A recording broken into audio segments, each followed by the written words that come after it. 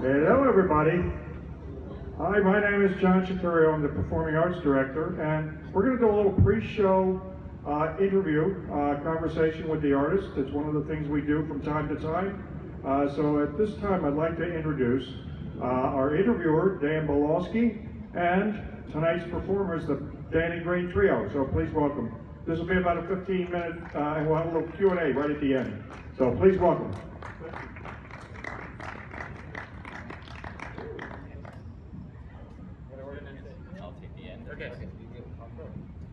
Good evening, Huntington, or what portion of Huntington we have here. How's everybody doing, okay? It's my great pleasure to be here this evening with the Danny Green Trio to talk a little bit about the music that they're going to do tonight and backstory about how they got together and whatever else we can fit into the next 20 minutes or so. So please give a warm welcome to Danny Green, piano, Julian Cantelm, drums, and Justin Grinnell, bass. Why don't we start with what we're focusing on this evening, your trio work with strings and the new album, One Day It Will. Can you share a little bit of backstory about how this album came to be? Yeah, sure. So back in 2015, we recorded our previous album, which is called Altered Narratives, and we recorded that in New York City. We're from San Diego, by the way, and we recorded with a producer named Matt Pearson. And I sent him all the songs that I wanted to record, and he took a listen to it, and he wrote back and said, I think some strings might sound cool on some of the tracks. And strings were, I've always loved classical music, I've always loved jazz, and I've always been in search of ways to kind of bring those two worlds together. And so I thought, yeah, this would be actually a really cool opportunity to do that. And so I got working on writing a couple arrangements, and 3 of the songs on that CD ended up including strings.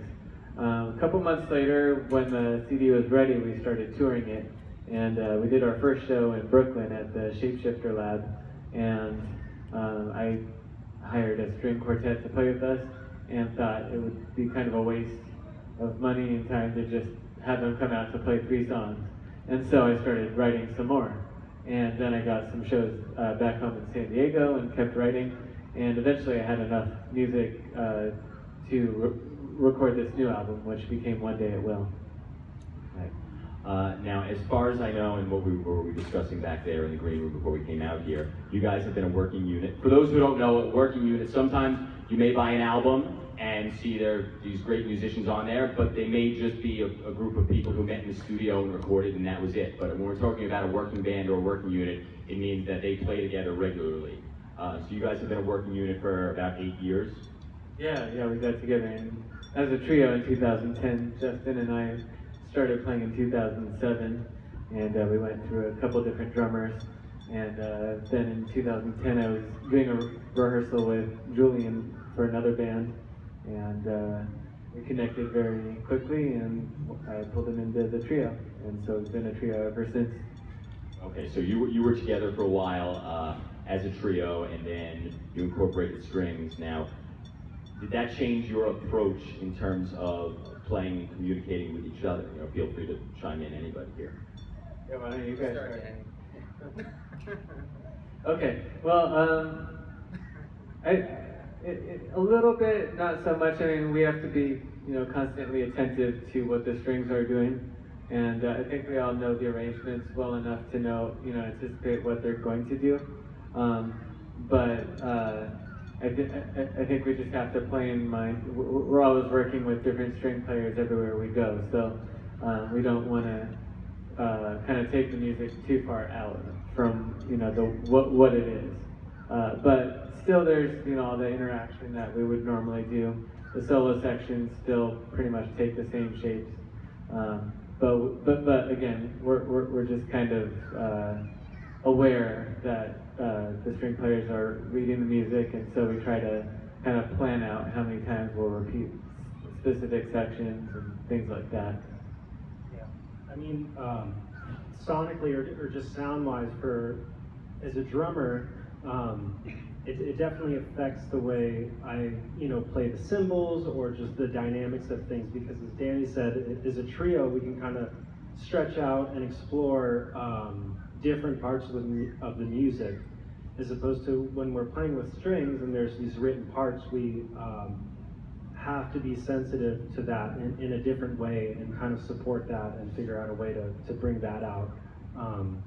So in some sense, there's a little more freedom at times as a trio, but with the string quartet or trio, at least personally, I think of it more of like, okay, this is like a classical composition, or there's moments to improvise, but it's more of like a greater whole than like us stretching out as a trio.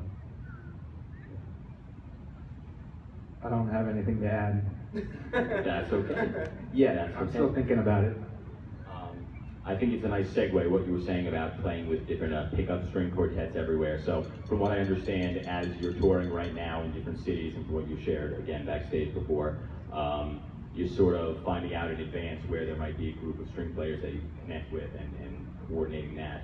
And in this particular instance, you're working with a quartet of faculty members from the Youth and Performing Arts Camp here in Wheatley Heights, correct? Yeah, that's correct. And so we just met them this afternoon. They're a great group of string players, and it's really fun just getting to go around the country and connect with different musicians. Now, in terms of recording this material, did you record as a full 7-piece unit together, or did you record as a trio and overdub the strings afterwards, or what was your, the tack that you took in terms of putting this type of project together? Yep, very perceptively. It's a good question. We recorded the trio first, and we did that in Los Angeles and at a studio called Tritone Recording. And the main reason I wanted to record there is because I got a recommendation from a fellow pianist, Josh Nelson, that the piano over there is amazing. So, and then my string players were my most regular ones that I use are in San Diego. So I figured it would be easier to just do it separate, and then we can focus on our parts and then overdub the strings later. And I'm really pleased with the way the whole album came together. If you listen to it, it really sounds like we're in the same room. And I also put some videos together, and I mean, you could tell that it's different studios, but it hopefully looks cohesive enough. Absolutely. Why don't we talk about a few of the songs on the album, and hopefully the audience will get to hear those songs in full flight tonight. Time Lapse to Fall, the first number on the album. To me, at least to my ears, it has a very visceral quality to it. It really connects to the idea of a time-lapse video and seeing things evolve and sort of move fast, yet you're seeing everything right in front of your eyes. Was that sort of the intent in terms of composition and arrangement there? I really like that description. I think that's better than I could describe it. But yeah, I mean, pretty much, I was composing the piece on a colder day in September in San Diego, and almost every year until after I wrote the piece, I get fooled whenever there's a cold day in September. I think, all right, we're headed into fall, and then 2 days later it'll be 100 degrees and super dry, and we're back to summer. But I was kind of just having that imagery of fall in my head, and of those cool time-lapse videos that you might see on like one of those Planet Earth documentaries. There's two main themes in the song. The first one has kind of this ostinato on the piano, which means a repeating pattern. And it almost sounds like leaves falling, so maybe that gave me an idea of for the title. But it's in a major key. It's a little bit of a happier theme. And then it goes into a different time signature, into 7, into more of the minor theme, and kind of like a darker, more melancholy sound. And so to me, that's kind of that like jump into fall. Now, in terms of when you present a song like that to your trio mates, or any of the material on this album or any other, how do you guys tend to form the arrangements there? I mean, is it just, here's a lead sheet, let's go, let's see what you've got, or do you sort of workshop it together and sort of figure out what vibe is going to work? I think kind of both. Like we do a lot of concerts all the time, but we also do some private events, and that's usually our rehearsal time to just get some of the new material together, or sometimes just sound checking for a show or whatever. A lot of times I will just hand them the music and we'll just read it down, and I'll have some ideas of what their part should be, but I might say like play this groove, I might sing a groove to Julian, or kind of play a bass line. But they come up with all sorts of their own really cool ways to accompany whatever melody I come up with.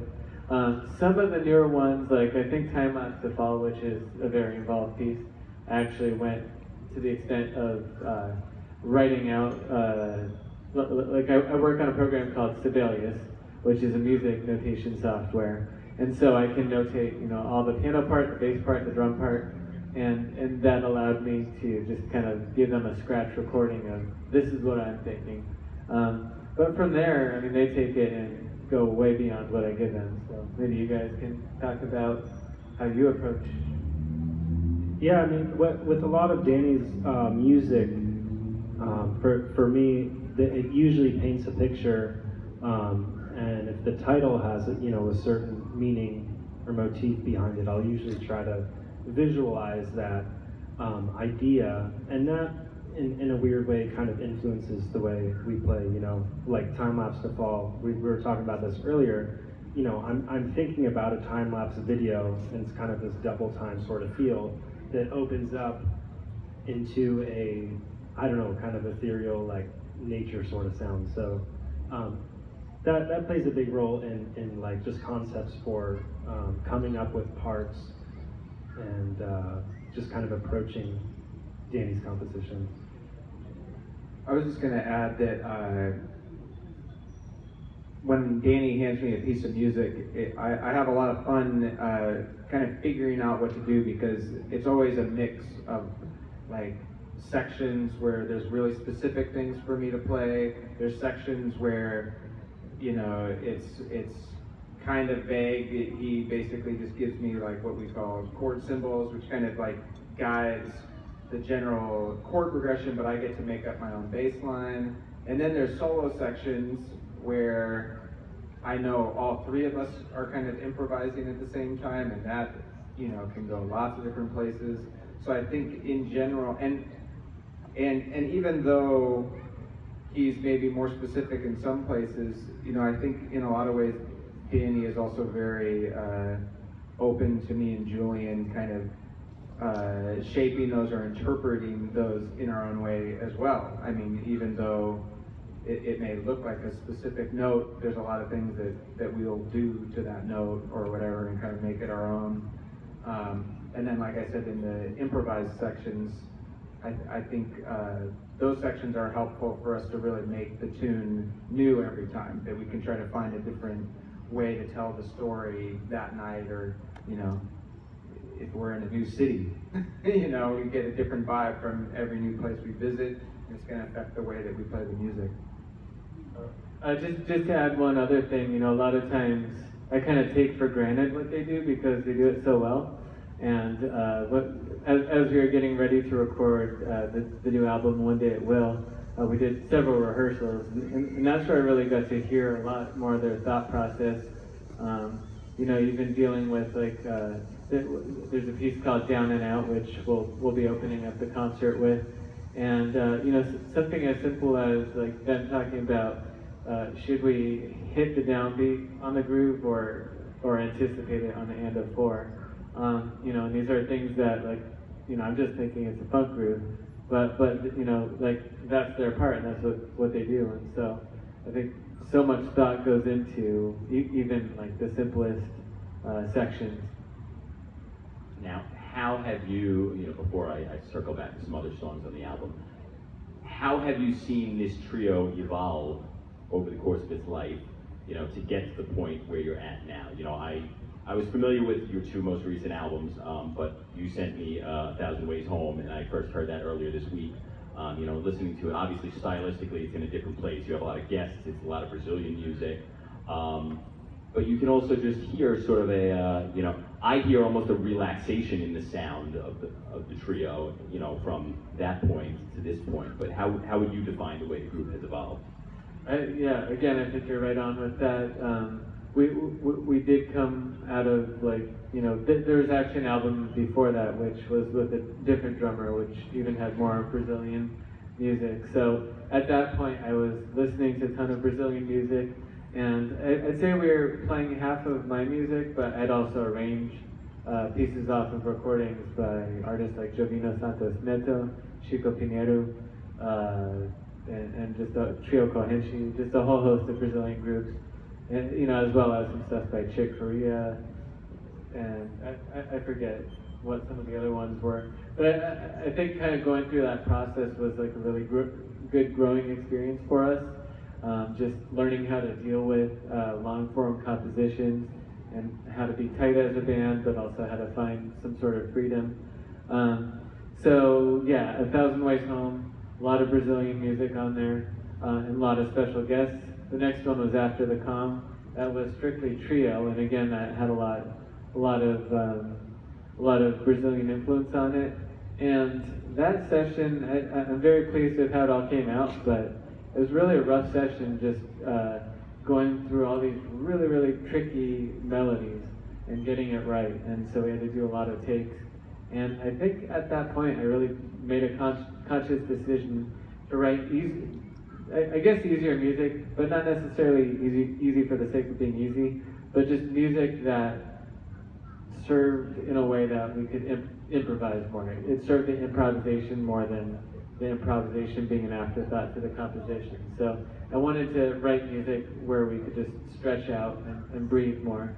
And so I think Altered Narratives was the start of that. I think there's still a little bit, some of those more busy pieces on there where the groove is a little bit more confining, but there's also a couple songs that were headed more into that loose direction.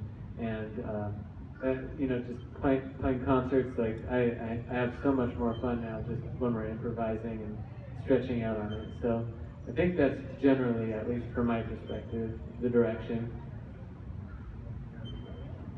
Yeah, and I would agree. I mean, the previous albums were definitely more critical as far as the form went, and stylistically too. It was definitely more Brazilian. So we were honoring, or at least personally, I felt like I needed to honor the style a little bit more. Whereas, like, you know, I think a lot of your compositions now are equally as intense, but are just have a freer thing to it. You know, even if like the parts were more like critical or the lines were crazier, I bet if we played them now, since, you know, we've detached from it, we'd probably play it a little more open. Yeah. You know, but yeah, it's like, it's weird because I feel like, you know, when obviously we've done a few albums, but it's like that feeling of when you released your first album as an artist, or maybe your first piece as an artist,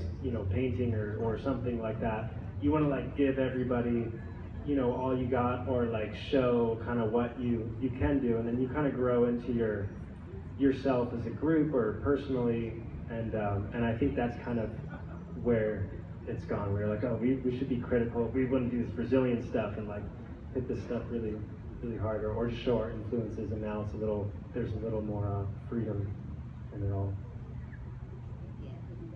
Now, there's one piece that you performed on Altered Narratives that you also brought to the new album, One Day It Will, correct? Yes, there is. October Valley, correct? Yeah. What was the idea in carrying over that composition and revisiting it with the strings? So that was one of the pieces in that very first performance that we did that after we recorded the album, wrote the string part. And I really liked what the strings added to it. There's a part in it where the cello plays the melody, and it was just a nice place for me to just comp rather than play the melody. And I just wanted to have that arrangement documented. And as it turned out, that piece went directly into another one called Snowy Day in Boston. And it ended up feeling like a suite, even though I didn't compose them together. So that's why I decided to re-record that piece. Okay, I'll ask about one more piece, and then I think we're going to take some questions from the audience. One of my favorite ones from the new album is Lemon Avenue, because of the way it marries sort of a wistful sentiments in the bookends at the beginning and at the end. Yet it has this I don't want to say cheerful, but almost a cheerful, ebullient waltzing character, and at the core. What was the inspiration behind that song and putting it together in that fashion? Well, I think, like a lot of my pieces, the song started just with the main body of the piece, and then the intro came after it, and then when I wrote the string part, then there's a new intro. So there, there's a piano intro, but then before that, there's a string quartet intro. So I kind of worked my way backward, kind of inside out with that piece. That was a piece that a friend of mine commissioned as a birthday present to another friend of ours, whose name is Sherry, and she comes out to almost every gig we do in San Diego, and she'll travel to see us, and so it was a dedication piece, and she makes us lemon squares all the time, so that's why it's called Lemon Avenue, but I also live near a Lemon Avenue, so. Excellent. Thank you for the backstory there. Yeah. And almost all of the music we're discussing is available for purchase tonight at the merchandise tent. The new album, where you're going to hear One Day It Will, a lot of the music from that's over there. Altered Narratives, where the trio plus string start, is available over there. And 1,000 Ways Home is also available over there, correct? Correct. Okay. So when you have a minute in between this conversation and the concert, or at the end, take a walk over there, check that out, support great music. And we have a few minutes left, so we will take some questions. If you have anything you would like to ask Danny or Julian or Justin or all three of them, feel free. I believe there's a microphone out there roaming in the audience somewhere, so just put your hand up if you have any questions.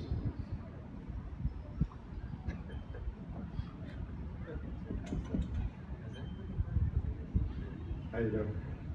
As you travel across the country and play with different string quartets, have you noticed like regional differences in phrasing and tonality and stuff with the quartets you play with?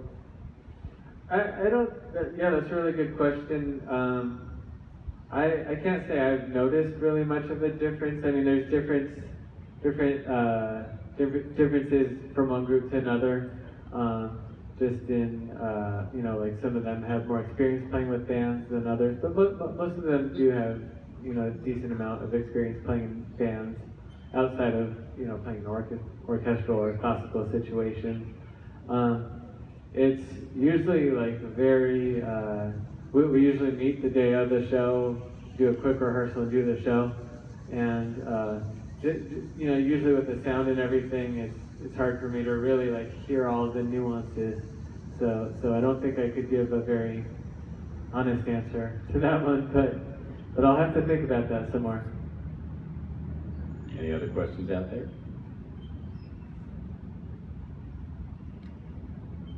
Thank you. Good evening.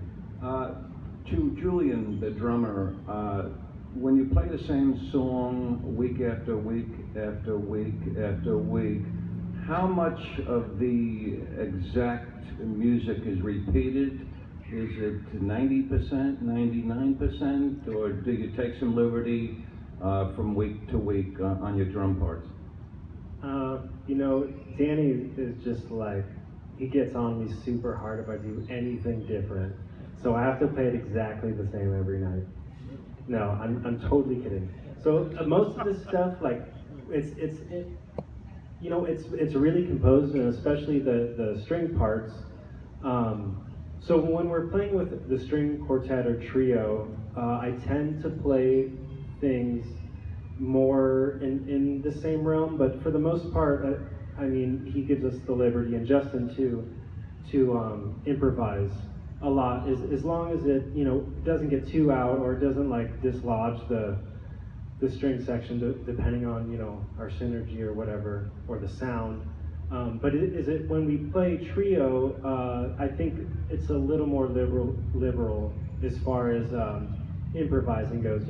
Some nights it just depends. Some nights we'll play it a little more safe. Some nights we just totally stretch out and we just rely on each other. Even if it gets squirrely, that's like the fun of it, you know. And it keeps it fresh. So, and it depends if we're playing primarily originals or standards, or like, you know, bebop tunes that everybody knows. We might just totally go out and be very open as far as improvisation goes. We are jazz musicians, so that's a conscious choice by all of us that we don't really want to play the same thing every night. The music kind of lends itself to our being creative whenever we want to be creative. That's kind of the nice thing about music. And Danny's music is more notated. There's more kind of worked out things than if we were playing jazz standards, like kind of in a more traditional jazz sense. But there's still a lot of room in his music, you know. It would be totally different if we all decided to be classical musicians where we're, you know, playing Beethoven the same way that it's been played, you know, for hundreds of years, or a top 40 band where we have to play the music exactly as Guns N' Roses did every single time, you know. But I'm kind of speaking for you guys. I'm kind of speaking for these guys, but I think they like improvising. That's why we do this most of the time when we're playing music. Two more questions, gentlemen in the front there. Do you ever play with a string quartet? Do you ever improvise on string quartet classical music? Do we ever improvise on string quartet classical music? Yes. No, we haven't done any of that. We have, with a couple of the quartets we've played with, we have had a couple of the musicians who do improvise and who have taken solos in our songs, but we haven't taken any of the classical repertoire and improvised on that yet. But that might be fun. I did actually, like years ago, put together a Brahms, it was just with a piano trio, but I took a Brahms quartet in A major, the second movement, and turned that into kind of a jazz piece. But in general, I've strayed away from that. I love all the classical music and just kind of respect it almost too much to want to mess around with it. One more question. Time for one more. Any more questions? No? Okay. Well, I just want to take a moment to thank Danny and Julian and Justin for chatting with us. Looking forward to the concert with the string quartet. And thank you for being here tonight to hear this wonderful music. Thank you. Thank you.